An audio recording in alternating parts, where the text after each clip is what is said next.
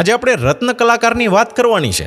વાત એમ કે ભારત દેશ આઝાદ થયો અને લોકોએ આધુનિક જગતમાં પ્રયાણ કર્યું, અને એ સમયગાળામાં કોઈ વ્યવસાય જો મોખરે હતો ને તો એ હતો રત્ન કલાકાર, હીરાનો કારીગર.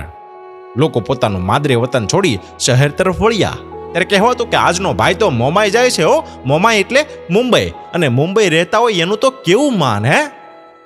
જ્યારે ટ્રેનમાંથી ગામ આવે ત્યારે જગત યાત્રા કરીને આવ્યો હોય ને એવી ભીડ ભીડી થઈ જાય.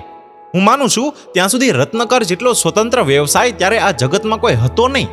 એ લહેરમાં કારખાને જવાનું, અને તમે વિચારો તો ખરી કે ગામની ભાગોળમાં મોયદંડી રમતી એ જ ટોળકી સાથે મળી કામ કરતી હોય.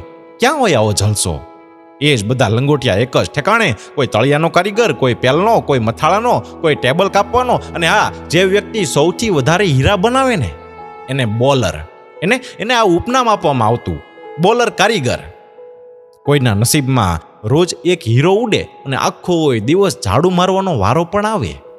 શાળામાં કંઈક ડખો પડ્યો હોય અને શિક્ષક વાલીને બોલાવવા મોકલે ત્યારે મેં જોયેલો કારખાનાનો એ માહોલ હજી મને યાદ છે.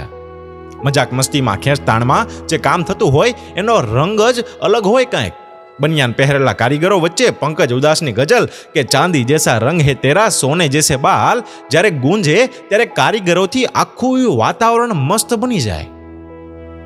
દર મંગળવારે ઉપાડ લઈ અને આવતો કારીગર પોતાના બાળકો માટે સાંજે કંઈક ને કંઈક લેતો જ આવતો, અને બાળકો પણ ટિફિનના ડબ્બામાં શોધખોળ ચાલુ જ રાખતા. દિવાળી વેકેશનમાં મુંબઈ અને સુરતથી ઘરે આવેલા કારીગરો જે દિવાળીનો માહોલ ઊભો કરતા ને, હું એ જ દિવાળીનો આજે પણ ચાહક છું. અરે આજે પણ કોઈ નવયુવાન સુરત લટાર મારવા 2-3 દિવસ રોકાય ને તો સંબંધી કે શીખવા આવ્યો લાગે છે તું. કારખાનામાં જ્યારે બપોરે રિશેષ પડે ત્યારે એ બજારમાં ફરતો કારીગર આખા શહેરની ખબર સાંજે ઘરે લાવતો, અને કામ કરતા વધારે ઉપાડ આપતો શેઠ હવે ક્યાં રહ્યો છે?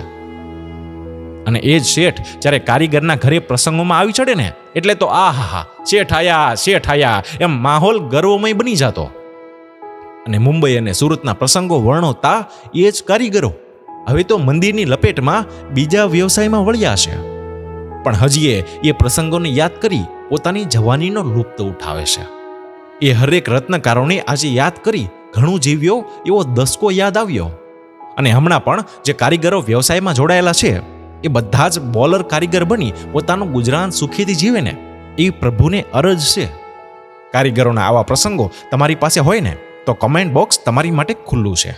મિત્રો, આ ખૂબ જ સરસ વાત આપણા રશ્મિન પ્રજાપતિની છે. ધન્યવાદ.